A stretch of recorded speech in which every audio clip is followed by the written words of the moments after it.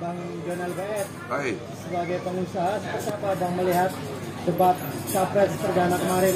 Abang tertarik melihat gagasan dari pasangan siapa nih? Saya kira 3 kandidat capres yang sudah ditetapkan oleh KPU, ada nomor 1 kan Pak Anies Baswedan, nomor 2 Pak Prabowo Subianto, nomor 3 Pak Ganjar Pranowo. Saya sih sebagai pengusaha melihat 3 kandidat ini, tiga-tiganya anak bangsa yang tampil di kontestasi pemilihan presiden 2024 ini semuanya insya Allah yang terbaik.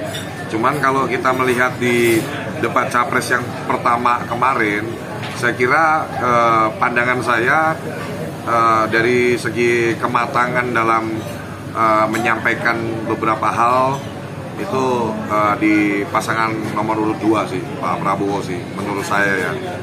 Itu opini saya sih. Gitu. Apa mungkin dari segi apa mungkin yang diunggulkan dari Pak Prabowo? Jadi gini, kalau kita berkaca dari sejarah ya, histori yang sudah kita lalui semua, Pak Prabowo ini kan mantan prajurit, ya. Yang kedua, beliau itu sudah pernah 2 kali ikut kontestasi pemilihan ini, dan yang ketiga ini yang ketiga beliau masuk. Saya melihat kalau dari kacamata saya, point of view orang kan berbeda-beda. Kalau dari saya lihat Pak Prabowo secara materi sudah punya cukup banyak uang, popularitas, jabatan pun sudah pernah beliau duduki posisi-posisi penting, bahkan jadi ketua umum Partai Gerindra dan lain-lain. Saya melihat memang jiwa pengabdian dari sosok Pak Prabowo Subianto ini yang ingin berkontribusi dan membawa Indonesia ini menuju Indonesia emas. Ya, bukan berarti saya melihat yang pasangan lain tidak ke arah sana ya. Tapi kalau menurut opini saya pribadi, dari 3 pasangan ini yang menurut saya punya kematangan sih, menurut saya Pak Prabowo, menurut saya. Tapi secara pribadi sosoknya seperti apa?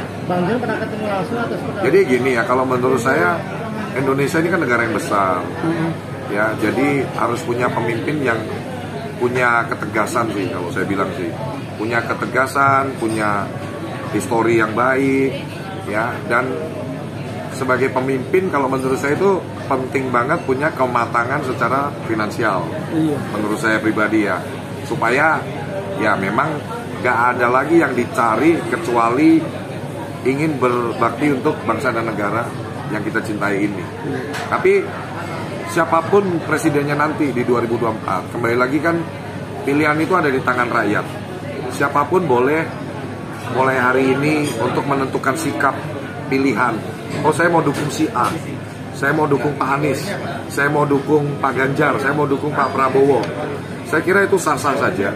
Setiap orang punya pendapat, punya penglihatan, punya feeling masing-masing. Kita ada yang menilai Pak Prabowo baik, ada yang menilai Pak Prabowo nggak baik, ada yang menilai Pak Anies baik, ada yang menilai Pak Anies nggak baik, ada yang menilai Pak Ganjar baik, ada yang menilai Pak Ganjar nggak baik. Tetap utamakan keutuhan dan kerukunan dalam kita bernegara sih. Jangan sampai dalam urusan pilih memilih kita jadi ribut, kita jadi senggol sana senggol sini. Ini yang nggak bagus. Jadi saya akan menyuarakan melalui platform-platform media sosial saya untuk kamu boleh lo berbeda dari saya, kamu boleh lo pilih Pak Anies, kamu boleh lo pilih Pak Prabowo, kamu boleh lo pilih Pak Ganjar. Tapi ingat, siapapun presidennya, ya kita akan tetap jadi diri kita sendiri. Saya jadi pengusaha, yang lain jadi bidang-bidang kalian apa, ada yang jadi artis, ada yang pedagang dan lain-lain. Anda tetap akan jadi seperti itu.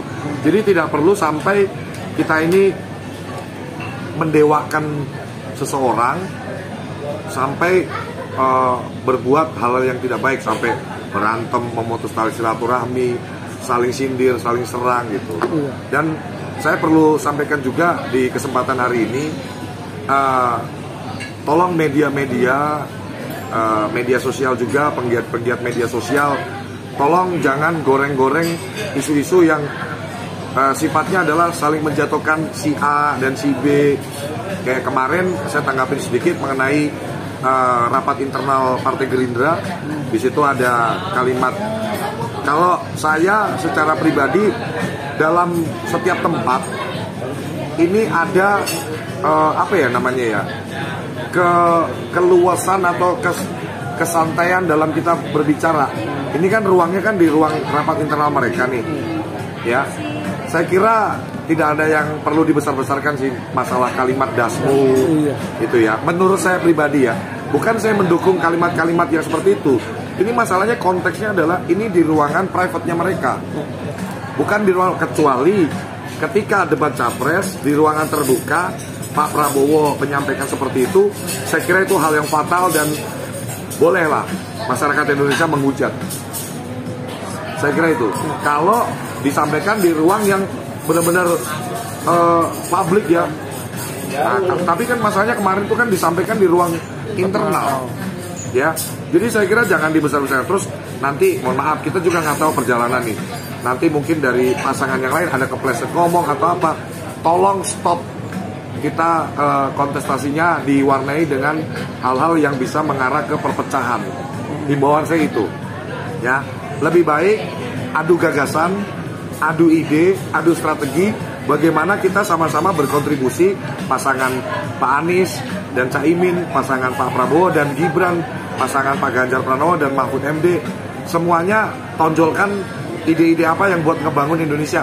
Lapangan kerjaan gimana, terus pembangunan infrastruktur seperti apa, ya, untuk peningkatan SDM kita seperti apa, ekonomi kita seperti apa, ekspor impor seperti apa, untuk pertanian seperti apa, untuk nelayan seperti apa. Itu yang perlu diadu dan diviralkan di media sosial. Jangan hal-hal yang sifatnya saling serang, saling sindir ini digoreng terus di media sosial. Itu akan bisa menimbulkan gesekan sih. Oke, cukup.